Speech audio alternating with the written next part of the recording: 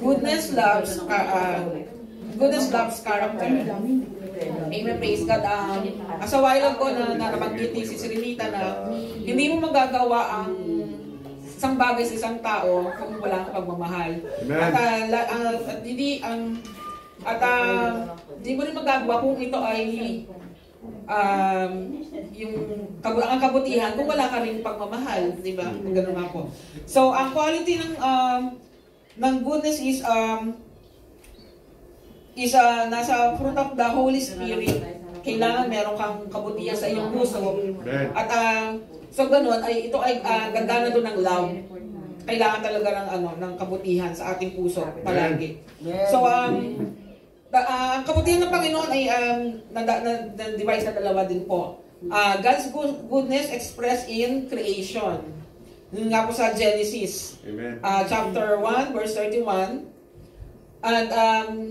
And sabi po dito, at nakita ng Diyos ang lahat ng kanyang nilikha at narito, napakabuti at nakamabuti at nagkahapon at nagkaumaga at ang ika-anim ay nagkaaraw. Yun ang kabutihan ng Panginoon. Talagang yung pag-create niya sa iniisip niya, kinikreate niya ang mundo. Yun nga po. And ang pangalawa po ay it is experience in salvation. Ang kabutihan ng Panginoon ay pangalawa ay ang salvation ng tao na ibinigay niya ng pagkakataon na matubos tayo sa kasalanan. Which is, makikita po natin sa Book of Philippians.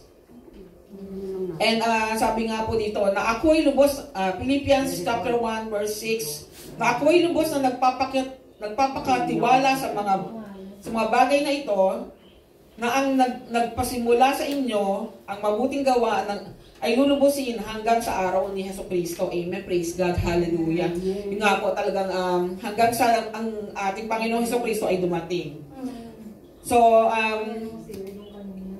at marami pa, isa na dito po ay sa Psalms din po na and God as a good eternal.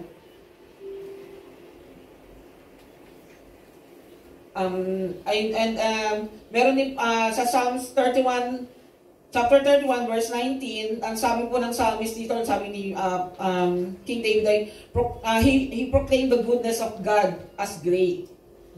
And yun nga po, sa Psalms 23, chapter 6, and chapter 52 rin po, and as good, and as God's eternal. And yun din po, ang true essence of goodness is God's love. Yun po ang pinaka-heart ng goodness, ang ating Panginoon. Amen. Praise God. Hallelujah.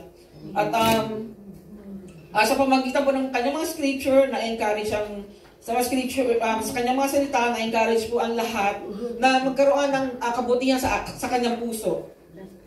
At maging huwaran ang ating Panginoong Jesucristo. At pumapasok na din po dito ang pagmamahal ay love is kind. Ang sabi nga po. It means benevolent. It means meron kayong compassion, gentleness, thoughtful, and gracious, sympathetic, and understanding, affectionate. Yung mga po, kailangan talagang meron tayo ito. And showing kindness or tenderness, gracious, gentle, and gentle nga po. And then, ito po ay nagpapakita rin po ng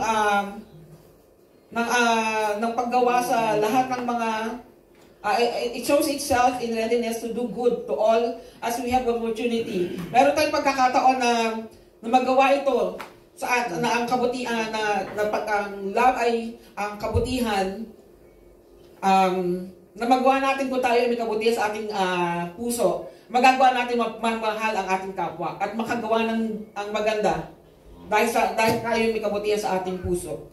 At ang sabi rin po, a victorious woman of the Spirit has a kind spirit and tongue. dito, lahat tayo na ano dito, parang kailangan bilang victorious woman, as a woman of faith also, we are all victorious. Kailangan po tayo ay marahan sa ating pagsasalita. Hindi po tayo kailangan na makapagsalita ng masakit sa ating kapwa. At sabi rin po, kung ikaw ay nakapag-isip, huwag mong sabihin. At kung ikaw ay kung ikaw ay pag ikaw nakapag-isip, huwag mong sabihin. At kung ito ay naisip mo, ay huwag mo ring sasabihin. Vice versa. Pag meron din po dito naalala ko lang, pag makikita ko nandito po, bigla ko lang po naalala. Sabi po kasi, pagka po naisip nyo, huwag nyo sabihin. Huwag na mag-isip. Huwag na mag-isip na hindi mo masabi.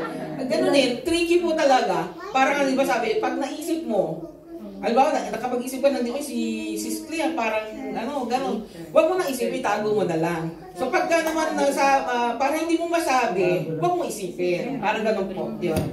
And thank you, Lord. Thank you, Jesus. And, yun nga po, kailangan tayo ay maging, asang huwaran na tayo ay, lalo na po tayo na mga, dito po na nasa Panginoon, na naglilingkod ng mga kababaihan, para po tayo ay hindi mapintasan, kailangan po tayo ay mag-iingat sa ating mga sinasabi. Amen. Amen. Praise God. At ito nga po, she is ruled by tender, gracious, and kind spirit. Kailangan po tayo, meron tayo nun. And at ang sabi nga po dito sa Ephesians 4, chapter 32, chapter 4, verse 32, at magagandang loob,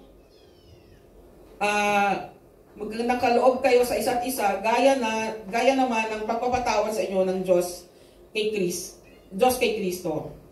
Ng Diyos kay Kristo. Amen. Praise God. Hallelujah. At isa po naging halimbawa din po dito ay si Stephen Grelay. Isa po siyang Catholic, pinanganak siya sa Katoliko, but naging isa po siyang misyonaryo. At nung na-join po siya dun sa Quakers, ito pa isang society ng mga magkakaibigan. So, yun po, lagi niyang ginagawa ang magkaroon ng service. Nagpupunta po siya sa mga prison, sa mga masakit. Dahil sa nakita niya ang kagandahan ng kalooban. Ang kagandahan ay nagiging lumago siya po doon. At kahit na po siya ay napakataas na tao, pero nakita niya yung kabutihan ay pwede po palang talagang yun ang nagiging core ng pagmamahal. Amen. Praise God. Hallelujah. And kindness is love in action. The word, so ito nga po, kindness is an action of love. So kailangan ka maging mabuti, gaya na nasabi ko kanina, ang love, gagana lang po ito kung makakagawa tayo, makakagawa ka ng kabutihan kung ikaw talaga ay merong pagmamahal sa iyong kapwa, sa loob.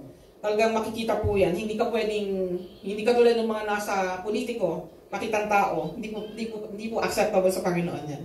Amen. Praise God. Kailangan ay nanggagaling sa puso at ito ay lumalabas ng pusa. Amen. Praise God. Hallelujah. And kindness is steadfast.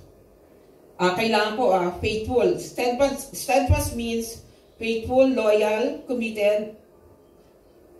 And yun nga po, kailangan talagang maging dedicated tayo sa ating Panginoon kung tayo ay gagawa ng kabutihan, hindi lang para sa ating paglilif mo ng sarili mo.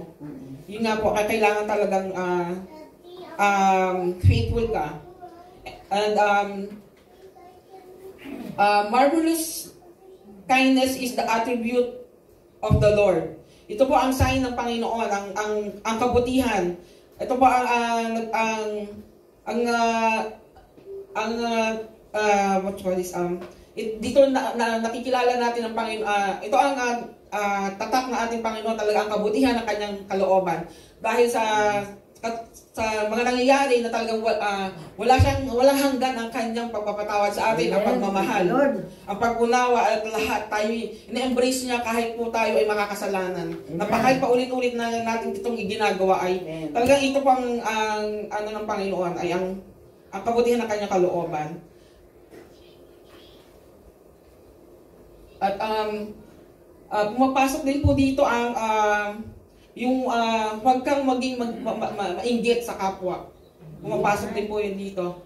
At sabi nga po dito, may halimbawa din po na sabi po ni Lara Adair, sabi nga po, love and envy not. Envy is an ugly thing. Talaga pong hindi maganda. Hindi maganda sa Panginoon, hindi acceptable po lalo sa Panginoon. At ang sabi po ng, si Lara Adair is a newspaper columnist. And ang definition niyo po dito ay the painful or resentful awareness of an advantage enjoyed by another, joined with a desire to possess the same advantage. And sabi niya po, you feel envy in the areas that affect you most. And envy is a wretched emotion, unworthy and a canker. What is a canker? Ito po yung canker is a kind of destructive fungal or disease of ito po yung mga nakakasama sa isang prutas or nakaka-destroy. Yun po. Kaya po talagang ang pag-inggit ay dito po mapapasok na tayo ay madideceive ng kalaban. Pagka in-entertain natin po yan. Ito po dapat natin iwasan. Lalo na po tayo na nandito na nakakilala na sa Panginoon ay hindi lagi sinasabi ano po natin talagang nasa flesh tayo, lagi sinasabi defense mechanism ng isang Kristiyano talaga. At wag po nating lagi sabihin na gano'n dahil nasa flesh. Bagkus ay magkaroon tayong long suffering, magkaroon tayo ng paglabanan natin, huwag nating entertainin ang gawa ng kalaban. Kasi doon tayo masisira. Parang ang taas na ng level ng ang spirito mo. Pero pag may nakita ka lang or pumasok, may pinasok sa yung ang kalaban sa isip mo na nadala ka, masisira ka. Ito nga po yung mabubulok ka na talagang nakakasira. So, iwasan po natin yun. Amen. Praise God. Hallelujah. At yun lamang po at talagang kailangan po tayo ay pagganahin natin lagi lahat ang pinakamahalaga talaga po talaga ang fruit of the Spirit ay pagganahin natin araw-araw nang tayo po ay maiwasan natin ang mga pagsusungit or hindi makagawa ng maganda dahil ito ang inaatake sa atin ng ating ng kalaban. Lagi ang ito ang mga ginagawa niya, ito yung mga sandata ng kalaban para sa isang Kristiyano ay ang sirain. So, ating pong iwasan itong lahat ng mga nabanggit na hindi ka nais-nais sa ating Panginoon. Amen. Praise God. Hallelujah. Hallelujah.